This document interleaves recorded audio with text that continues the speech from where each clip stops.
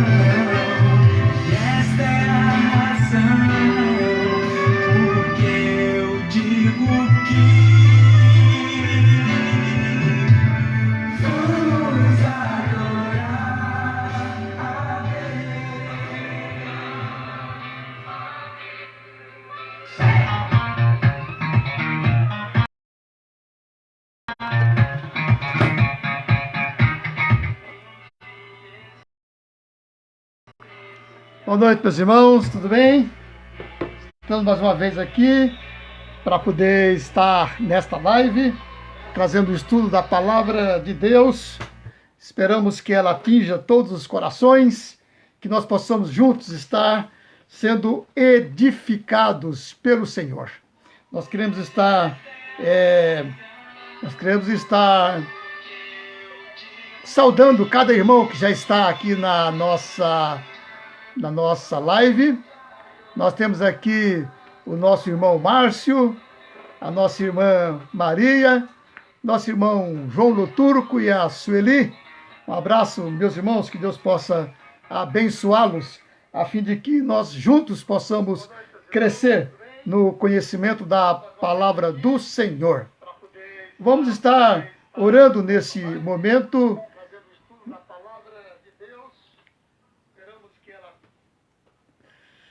Ó Deus bendito, nós louvamos o teu nome. Tu és bom, tu és maravilhoso, tu és o Deus rico em nos abençoar. Queremos, ó Pai, que o Senhor esteja falando aos nossos corações através da tua palavra. Ó Deus, que possamos ser edificados por ela, Senhor. Que o estudo possa trazer crescimento espiritual para cada um de nós, ó Deus. Esteja abençoando cada família, cada irmão, cada lar aqui representado nesta hora, Senhor. Que todos possam ter a resposta das suas orações. O Senhor conhece as necessidades de cada um. Atende, pois, ó Deus, no nome de Jesus, nós oramos. Amém. Ok, irmãos, como é bom estarmos juntos, e quero também saudar a nossa irmã Roseli, que também acabou de entrar. Nós vamos estar juntos nesta hora, cantando mais uma música. Vamos cantar mais uma música para poder o nosso coração estar se alegrando antes mesmo de estar tendo o nosso estudo.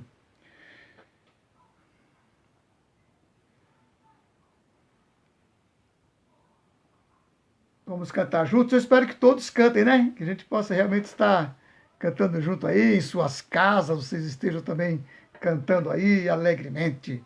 Quero também saudar a Tatiane, que acabou de entrar aqui também. Um abraço, minha irmã. Que Deus a abençoe, que Deus esteja com você nesse instante de dificuldades, né? O Senhor possa estar com você, nossa oração, e que Ele possa estar curando você da sua enfermidade. Irmãos, o texto que nós vamos usar hoje é Romanos capítulo 7, os versículos 1 a 25. Antes da gente estar, enquanto a Beth procura aqui o cântico, nós vamos estar fazendo essa leitura, para depois a gente estar entrando no nosso estudo.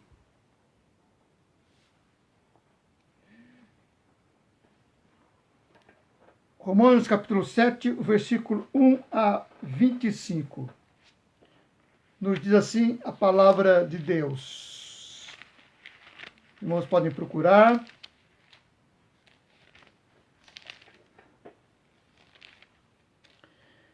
Porventura, ignorais, irmãos, pois falo aos que conhecem a lei,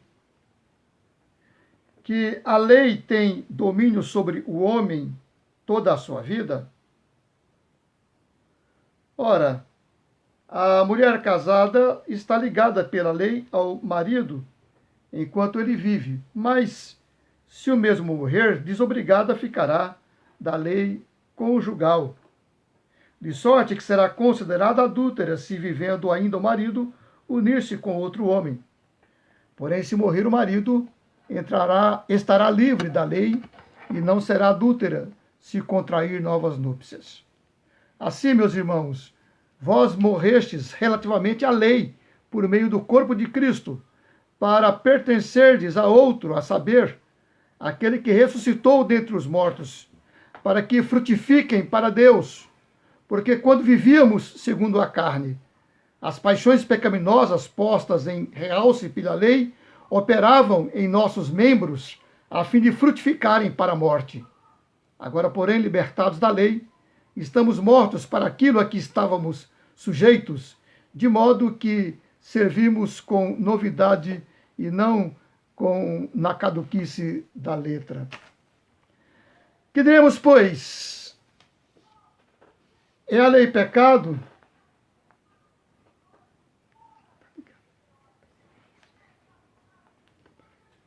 Que diremos, pois? É a lei pecado? De modo nenhum. Mas eu não teria conhecido o pecado, senão por intermédio da lei. Pois não teria eu conhecido a cobiça se a lei não dissera, não cobiçarás. Mas o pecado, tomando ocasião pelo mandamento, despertou em mim toda sorte de concupiscência, porque sem lei está morto o pecado. Outrora, sem a lei, eu vivia, mas sobrevindo o preceito, reviveu o pecado e eu morri. E o mandamento que me fora para a vida, verifiquei que este mesmo se tornou para a morte.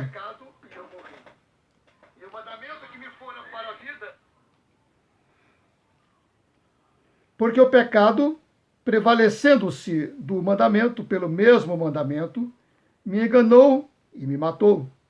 Por conseguinte, a lei é santa, e o mandamento santo, e justo e bom. Acaso bom se me tornou em morte? De modo nenhum, pelo contrário. O pecado, para revelar-se como pecado, por meio de uma coisa boa, causou-me a morte, a fim de que pelo mandamento se mostrasse sobremaneira maligno, porque bem sabemos que a lei é espiritual, e eu todavia sou carnal, vendido à escravidão do pecado. Porque nem mesmo compreendo o meu próprio modo de agir, pois não faço o que prefiro, e sim o que detesto. Ora, se faço o que não quero, consinto com a lei que é boa. Neste caso, quem faz isto já não sou eu, mas o pecado que habita em mim. Porque eu sei que em mim, isto é, na minha carne, não habita bem nenhum, pois o querer o bem está em mim, não porém o efetuá-lo. Porque não faço o bem que prefiro, mas o mal que não quero, esse faço. Mas se eu faço o que não quero, já não sou eu quem o faz, e sim o pecado que habita em mim. Então, o querer fazer o bem, encontro a lei que o mal reside em mim. Porque no tocante ao homem interior, tenho prazer na lei de Deus, mas vejo nos meus membros outra lei que, guerreando contra a lei da minha mente, me faz prisioneiro da lei do pecado que está nos meus membros. Desventurado homem que sou, quem me livrará do corpo desta morte?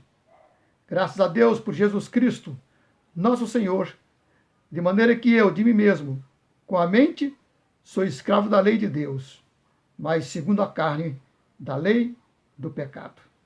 É um assunto assim, um pouco difícil, né, de a gente entender assim à primeira vista, mas que logo nós vamos compreender à medida que estivermos estudando. Um abraço para a nossa irmã Cida, para a nossa irmã Cláudia, que Deus possa abençoar vocês. Vamos cantar então mais um cântico agora, para antes de a gente estar fazendo o nosso estudo, ok? Vamos lá, cantar.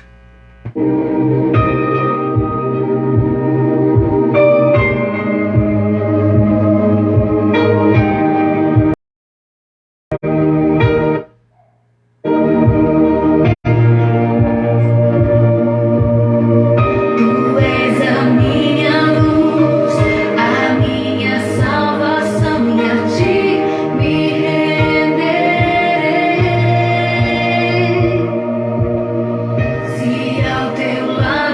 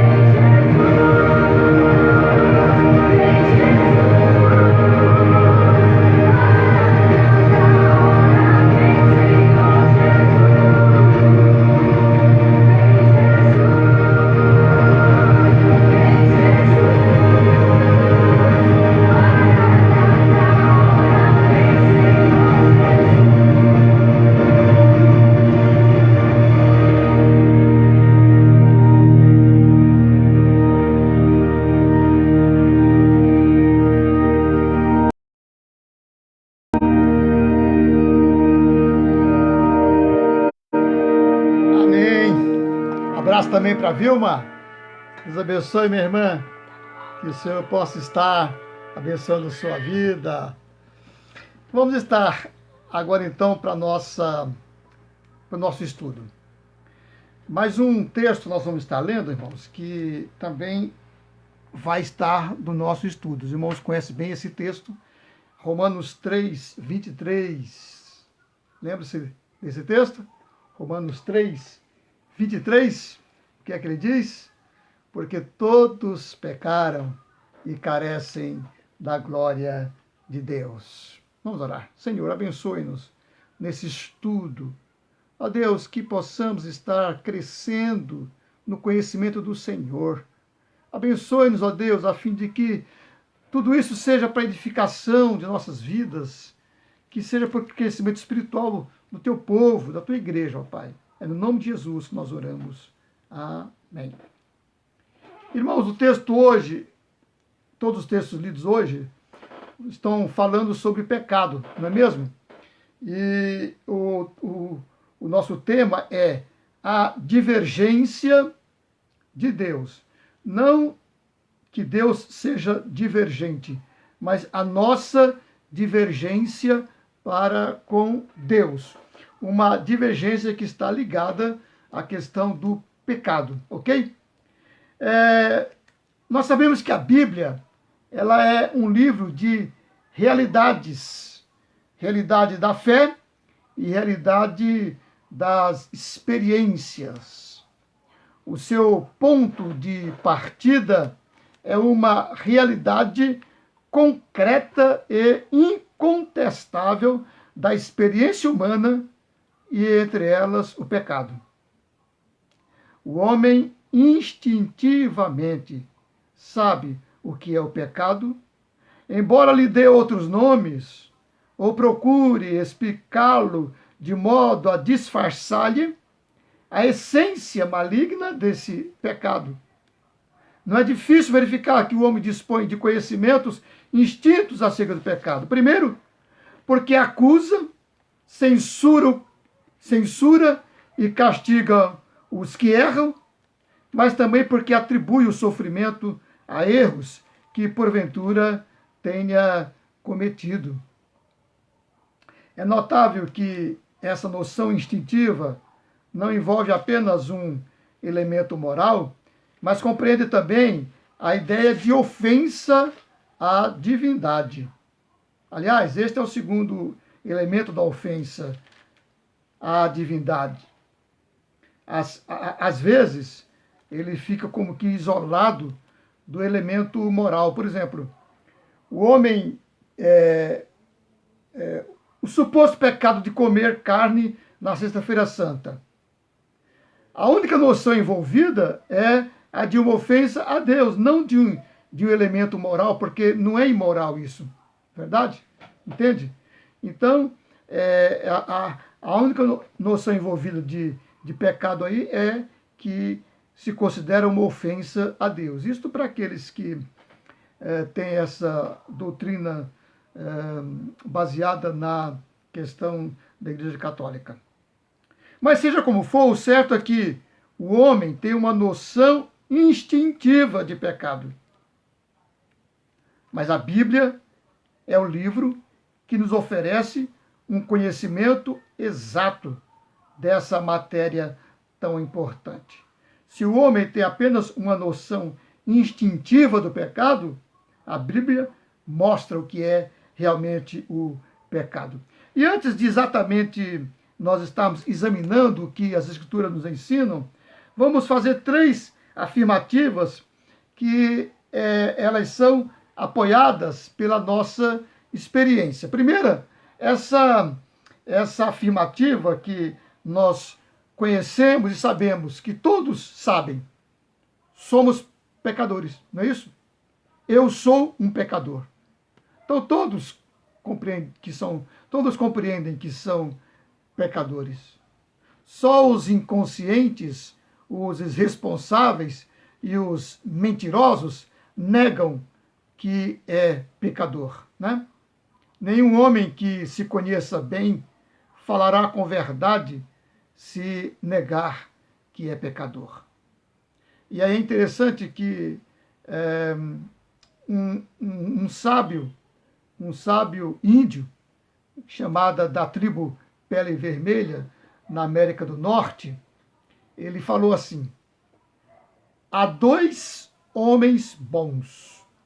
Um já morreu e o outro ainda não nasceu. Interessante, né?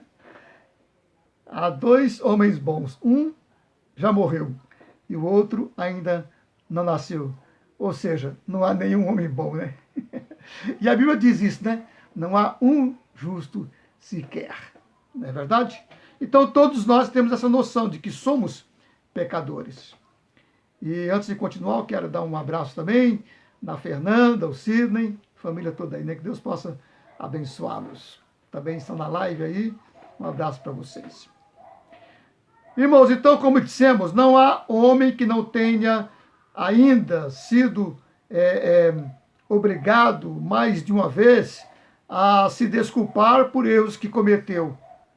Às vezes alega ignorância, outras vezes alega influência maléfica do ambiente ou a força indomável do seu próprio temperamento. O certo é que ele é pecador, ele erra e está sempre pedindo desculpas, não é mesmo?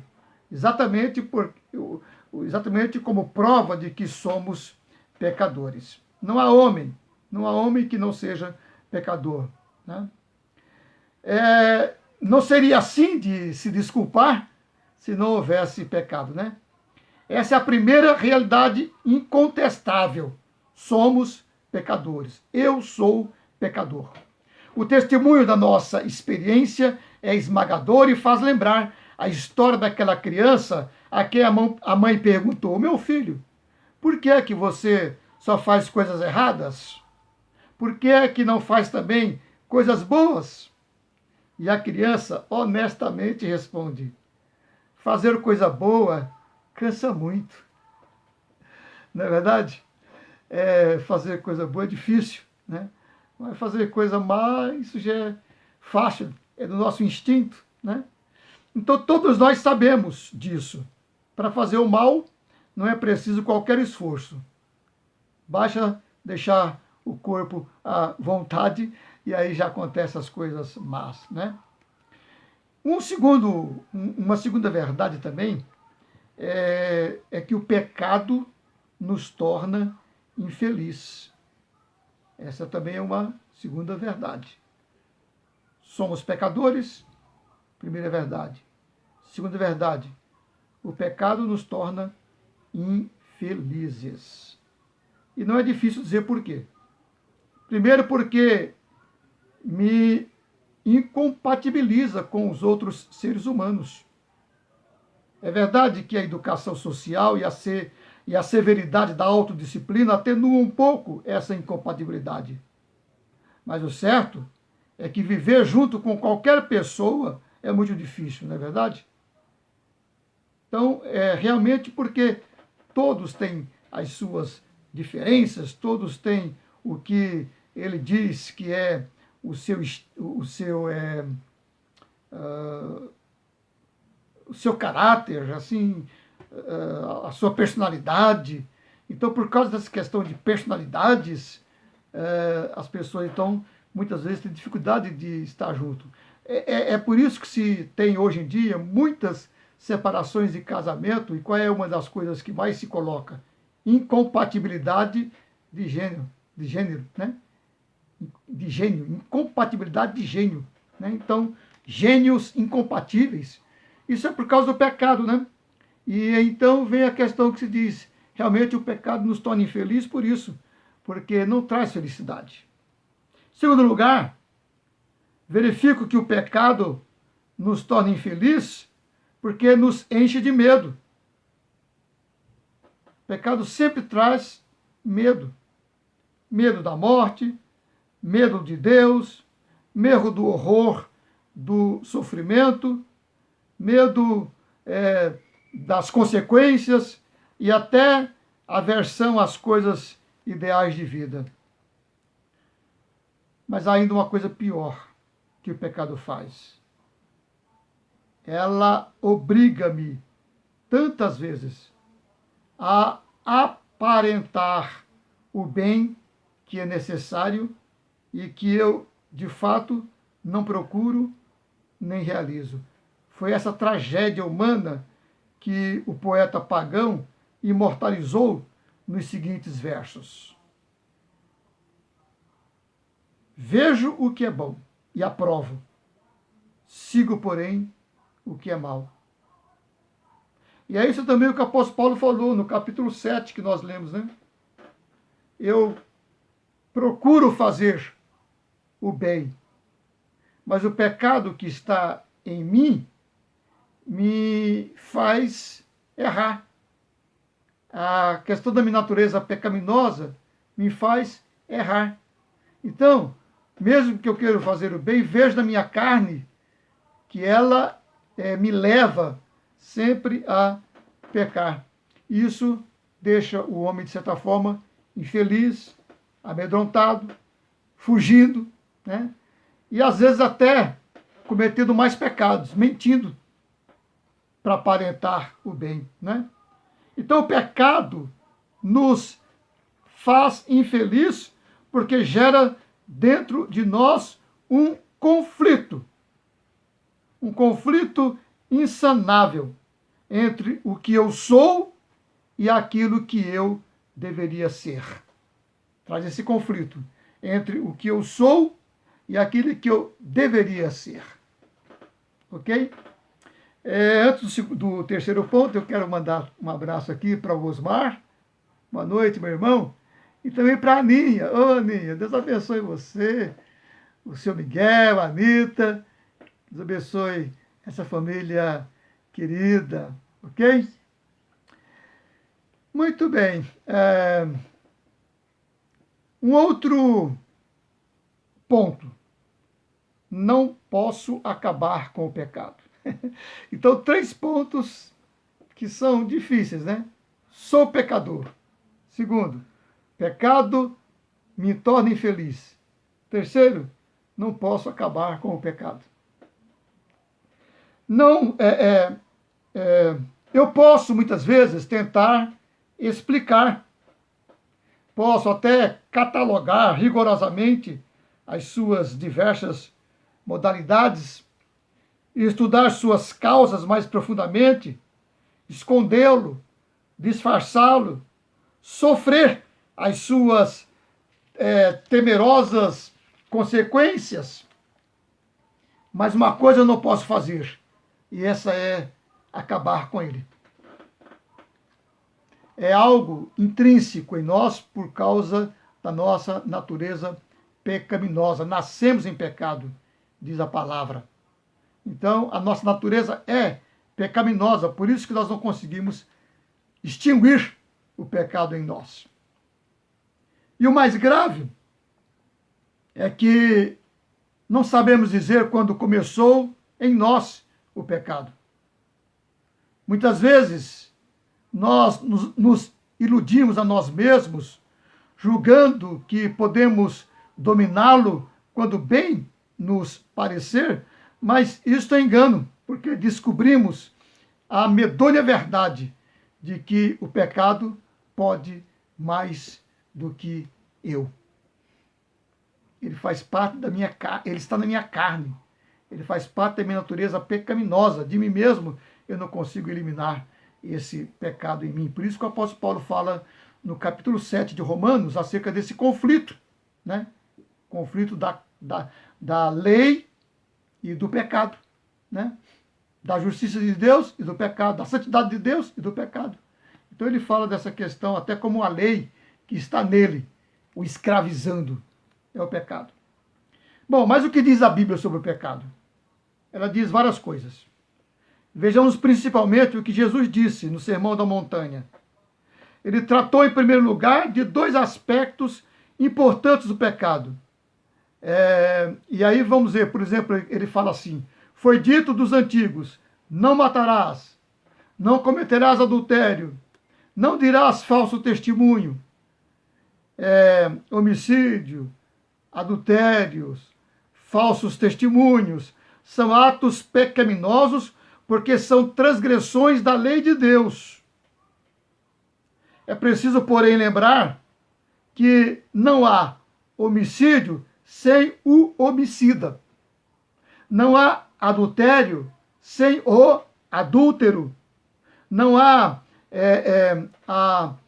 o perjúrio ou o falar dolosamente contra alguém, né, sem que haja aquele que é o que traz o falso testemunho, a pessoa, né?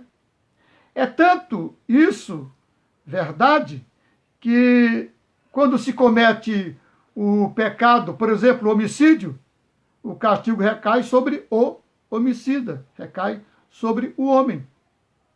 Certo? Não cai sobre o homicídio, cai sobre o homicida, cai sobre o homem, cai sobre quem praticou o pecado. Não cai sobre o pecado. Percebe? Em outras palavras, a punição é do pecador e não do pecado em si. Mas esse é o primeiro aspecto que Jesus considerou. Ele considerou os atos.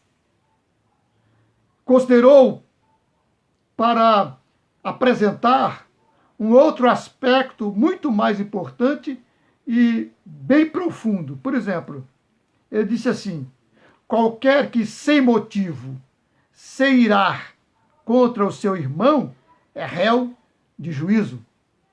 Só no fato dele intentar, né? Só no fato dele se irar, é como se ele tivesse cometido, como se ele tivesse matado. E ele então é réu de juízo. Jesus dizendo. Ele fala também: qualquer que olhar para uma mulher com intenção impura no seu coração, já no seu coração cometeu adultério com ela. Irmãos, com isto, Jesus está apresentando um conceito de pecado mais profundo, a saber, o sentimento mal no coração já é pecado. A ética do Evangelho, portanto, apresenta uma exigência global. A tragédia do pecado não se realiza somente em atos e palavras, mas nos sentimentos, no coração. É um estado íntimo do coração do homem. E isso já é pecado contra Deus. Porque Deus conhece o coração. Deus conhece o íntimo. Um ato pecaminoso é uma transgressão. Mas um estado ou um sentimento pecaminoso é também uma divergência contra a lei de Deus. Portanto, é pecado. O ensino de Jesus sobre esta matéria experimental da raça humana vai um pouco mais longe. No Sermão da Montanha, ainda, ele faz uma afirmativa que, bem analisada, nos deixa bem chocante. Ele diz assim: não pode a árvore boa dar maus frutos. Aliás, mais tarde, ele repete essa afirmativa, aplicando-a exatamente ao assunto que estamos estudando. Ele fala assim: ou fazei a árvore boa e o seu fruto bom, ou fazei a árvore má e o seu fruto mau, porque pelo fruto se conhece a árvore. Raça de víboras, como podeis dar boas coisas sendo maus? Ou seja, Jesus está dizendo que o homem, no seu coração, no seu íntimo, na sua natureza, ele é pecador. Então ele não consegue dar bons frutos. Ele não consegue produzir bons frutos. Ele só produz frutos maus, porque o seu coração é mau.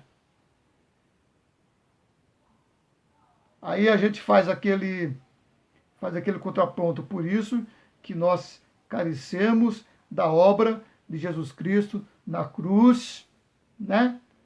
Para o perdão dos nossos pecados, porque de nós mesmos não temos condições de nos livrar da culpabilidade do pecado.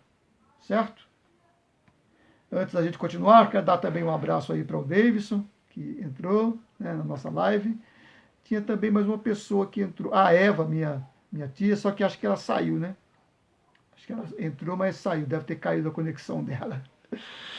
Irmãos, dessas declarações que nós fizemos, resulta uma conclusão. Atos maus expressam sentimentos maus. Sentimentos maus só existem no homem porque ele é mau por natureza. O ato é transgressão momentânea, mas o estado é uma divergência permanente. É por isso que o homem causa uma divergência contra Deus. É por isso que o homem está sempre em divergência contra Deus. E o homem é a causa da divergência e da transgressão. O homem é a causa do pecado. Por isso que nós dizemos, quando há um pecado de homicídio, por exemplo, o homem é que é o causador. O homem é que é o pecador. Ok? Então, novamente dizemos, por isso que nós carecemos da obra de Jesus Cristo para nos libertar dessa escravidão de nossa natureza, porque o Espírito Santo nos regenera. Correto? Somente assim nós podemos estar livres dessa escravidão. E seria talvez mais prático, pelo menos na aparência, e talvez bem mais fácil, se nós fizéssemos uma lista, ou seja, um rol de pecados, né? Seria assim?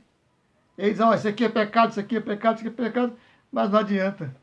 Nada disso adianta. O Evangelho nos fez lista de pecados, ou seja, o Evangelho nos denuncia como sendo nós o autor do pecado. Né? Nós, como o único que é responsável pelo pecado, pela prática, né, do pecado. E essa é a trágica situação do homem ainda não transformado por Jesus Cristo. Só Jesus Cristo é que pode nos dar uma nova natureza. Só Jesus Cristo é que pode, através do Espírito, fazer nascer uma nova criatura. Onde não há pecador, não há pecado. Jesus confirma essa mesma verdade quando diz: do coração do homem procedem todas as formas de pecado. E quando mostra que a única maneira de entrar no reino dos céus é tornar-se humilde como um menino, dissemos que o estado pecaminoso é uma divergência permanente de Deus. E Jesus circunscreve ainda mais essa noção, afirmando que a divergência é o próprio homem. É por isso que ele fala: este povo honra-me com seus lábios, mas o seu coração está longe de mim. Dessas noções que Jesus deu, nós podemos tirar uma lição bem desagradável. Um ato externamente bom, apesar dos benefícios que causa, nem por isso deixará de ser pecaminoso, uma vez que seja praticado por um homem que está em divergência com Deus. E não faltam exemplos para confirmar esta inferência. Por exemplo, a esmola mencionada e criticada por Jesus Cristo, lá em Mateus 6, 1 e 2. Outra coisa, a própria oração estará nesse caso, como se verifica em Mateus 6, o versículo 5. Ou seja, quando você faz uma oração que não é do coração transformado, ela é vazia. Ela não chega até Deus. Porque ela sai de um coração impuro, de um coração não transformado. A mesma coisa ali da esmola. Ele disse: se alguém vai dar uma esmola, mas no seu coração ele não perdoou ao seu próximo, então de que adianta essa esmola? Percebe? É isso que Jesus está dizendo. Precisamos estar realmente regenerados, precisamos realmente nascer de novo, para então Deus se agradar das obras de nossas mãos.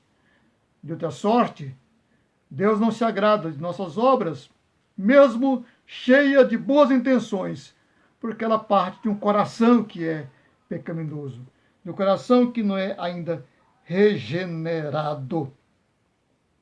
É dessa divergência que Isaías fala, ele diz assim: deixe o homem o seu caminho, deixe o homem maligno os seus pensamentos, porque os meus pensamentos não são os vossos pensamentos.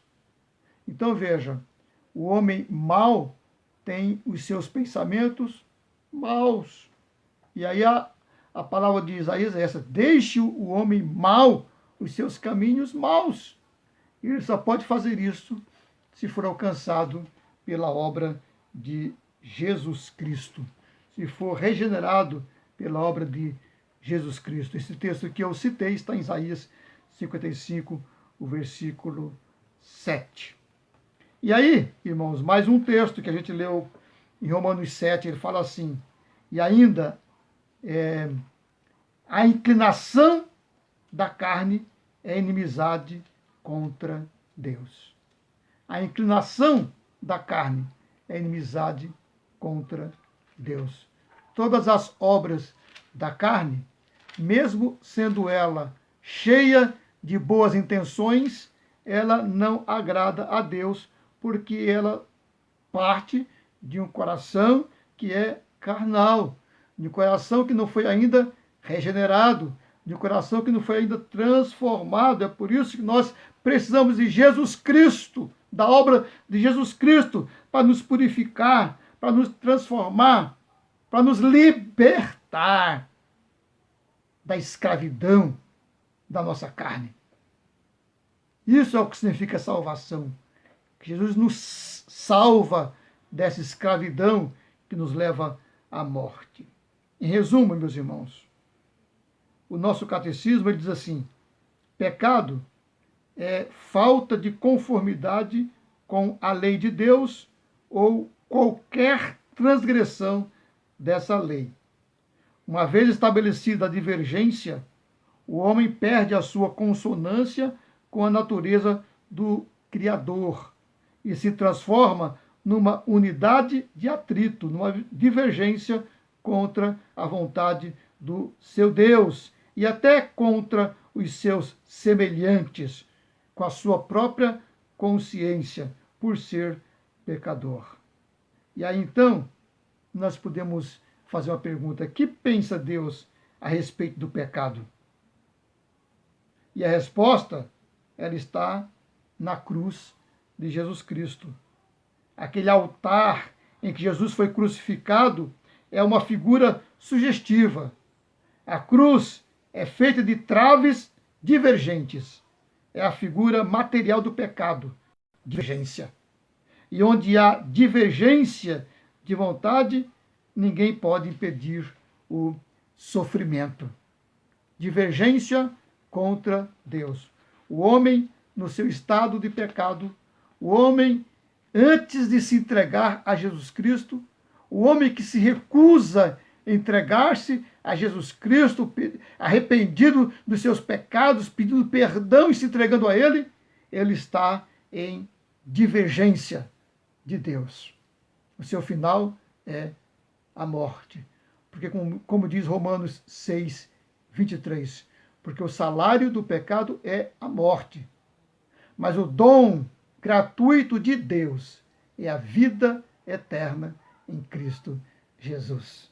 Só Ele nos escapa, só Ele nos faz escapar desta maldição, dessa escravidão. Só Cristo nos liberta, só Cristo nos salva, só Cristo nos dá vida eterna. Que Ele nos abençoe, que Ele nos faça compreender essa verdade que é dura, mas que é a verdade. Ok? Vamos estar orando, depois vamos cantar mais um hino, ok? Ó Deus, nós louvamos o teu nome porque o Senhor, conhecendo o nosso estado de escravidão, nosso estado de pecado, o Senhor providenciou a nossa salvação. O Senhor providenciou o meio de escape, porque de nós mesmos não nos livramos dessa escravidão do pecado. O pecado nos faz divergente de Deus. O pecado nos distancia de Deus. O pecado nos separa de Deus. E nós te louvamos, Senhor, porque pela obra de Cristo nós tivemos o perdão dos pecados e temos comunhão com o Senhor, a saber, aos que creem em Ti.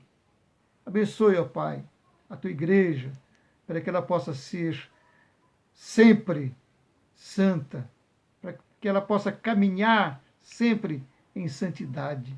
Abençoe todos os que nos ouvem nesta hora, Senhor, todos os que conosco estiveram acompanhando esse estudo, que Teu Santo Espírito os faça compreender e os faça entender que o pecado nos diverge do Senhor. E reconhecendo isso, ó Pai, possamos realmente nos humilharmos diante do Senhor, buscando em Cristo o perdão dos nossos pecados e a comunhão contigo. Nós oramos, ó Pai, agradecidos por saber que o Senhor é aquele que nos salva. No nome de Jesus Cristo nós oramos. Amém. Amém.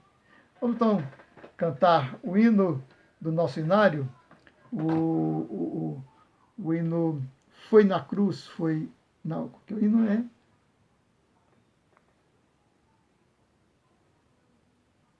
Vamos cantar um hino aqui do nosso inário. A Beth está procurando. Meu pecado resgatado, o hino do nosso inário. Vamos cantar ele.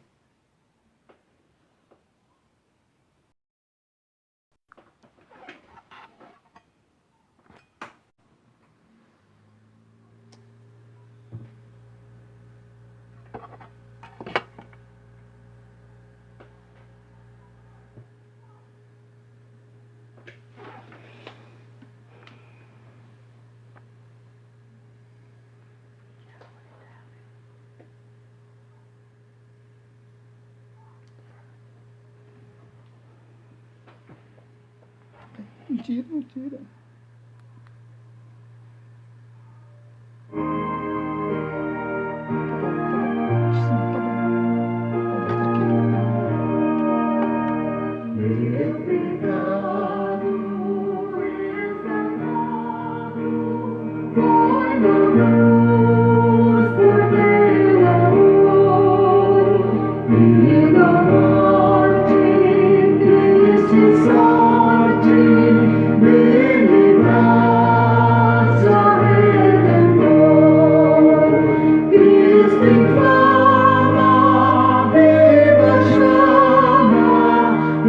Meu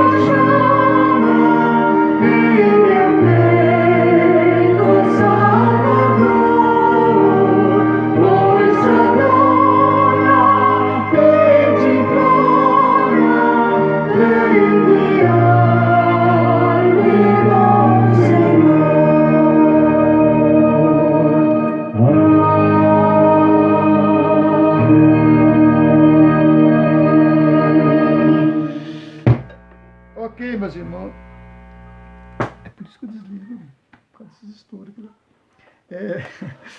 Nós agradecemos a cada um de vocês, meus amados irmãos, que estiveram conosco, né? Nós tivemos aqui hoje vários problemas aqui para poder fazer a live, né? Nossos equipamentos aqui hoje deu muitas falhas, né? Mas a gente, graças a Deus, pôde trazer o estudo. Eu espero que os irmãos tenham entendido e possam realmente orar agradecido pela bênção da salvação em Cristo Jesus, que nos libertou desta escravidão do pecado. Louvado seja Deus. Nós queremos lembrar que nós temos as nossas lives também presenciais, né? Nós agora estamos retomando as nossas atividades na igreja totalmente. Sendo assim, a partir do próximo domingo, nós vamos ter já culto pela manhã às 9 horas, ok? Culto pela manhã às 9 horas. Às 10 horas, nós vamos ter escola dominical.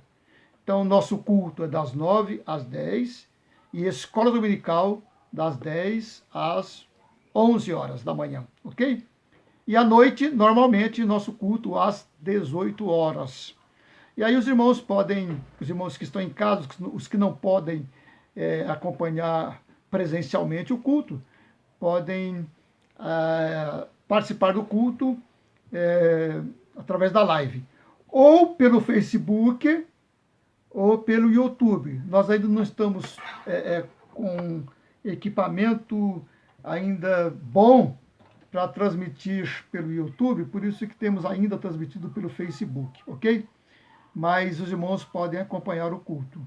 Nas quartas e nas sextas, as lives aqui também pelo Facebook, ok? E todos os dias nós temos a nossa meditação pelo YouTube, no canal do pastor Ananias Feitosa. Ok, meus irmãos, um abraço, que Deus possa abençoá-los. Agora vamos colocar a última música, enquanto a gente se despede, né? Quero dar um abraço a todos vocês. Enquanto despedimos, nós vamos então cantar a última música, ok? Deus abençoe, um abraço a todos.